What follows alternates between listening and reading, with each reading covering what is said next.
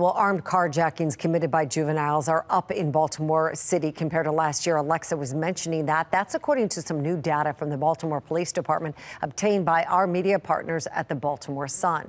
As Fox 45's Mackenzie Frost investigates, there are several questions about how young people are being monitored that DJS has yet to answer.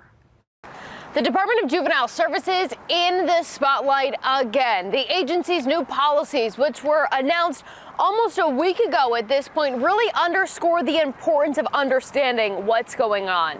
Seemingly overnight, the Department of Juvenile Services announced these policy changes. So now, any young person who's accused of committing a violent felony and isn't detained will be placed on ankle monitoring. And if a kid already wearing an ankle monitor is accused of committing another violent felony, they'll now be detained. But the question is, what is a violent felony? That's a question we've been trying to get an answer to for several days, and most recently we asked the Department of Juvenile Services again. However, we did obtain a copy of this. It's the Detention Risk Assessment Instrument, or the DARI, and it's the form used by intake officers to gauge the level of risk of the juvenile in question. And on the form, you can see the various categories of crimes. Since Friday, we've been asking DJS for an explanation. Monday, we followed up with the agency again, asking for clarification on the categories of crimes. We also want to know, will DJS consider a robbery a violent felony and therefore requiring the crime to fall under the new monitoring and detention policy? Baltimore area defense attorney Jeremy Eldridge says the ambiguity in the language on the forms really leaves a lot up for interpretation by the intake officer.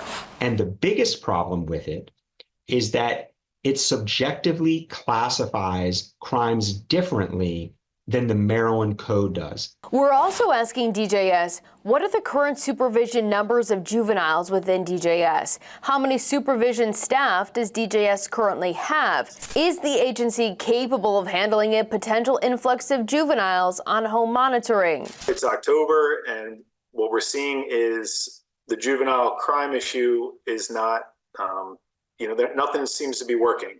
And it's affecting everyone in Maryland, not just the city. It's the surrounding counties that are seeing it. Delegate Stuart Schmidt, a Republican from Anne Arundel County, says safety remains a concern. New data from the Baltimore Police Department the Baltimore Sun obtained shows the rise in armed carjackings by juveniles.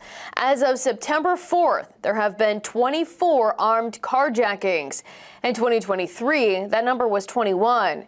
And when it comes to robbery, Baltimore City State's Attorney Ivan Bates says 115 young people have been arrested on robbery charges this year. 32 were detained. Things like that are concerning because we would like to be able to have a seat at the table a little quicker. That's why we've been asking DJS, what does Secretary Schiraldi say to concerned residents about the detention and monitoring policies for the agency? Delegate Schmidt and other Republicans, both in the House and the Senate, are calling on Governor Wes Moore to replace Secretary Schiraldi.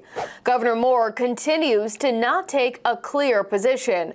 When his office did not respond to our original questions last week about whether the governor still stands by Schiraldi, who was appointed by Moore, we asked him in person. We are working together to ensure that we can keep our community safe. Does that mean Secretary Schiraldi, he still has your support? We're going to continue working together to make sure our communities are safe.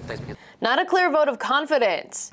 Monday, we asked his office again, does Governor Moore still stand by Secretary Schiraldi? Did he direct Secretary Schiraldi to change the policies we saw announced last week in terms of detention and home monitoring? Another day with more questions left unanswered. Now, as for the questions that we sent to DJS, a spokesperson for the agency acknowledged our questions earlier today, telling me that he did plan to get us a response by our deadline, but that deadline has come and gone, and so far, no answers. We're live in the newsroom. Mackenzie Frost, Fox 45 News. I'm Mary Bubala. Thank you for watching. Here's another video for you to watch. Also take some time to subscribe to our YouTube channel.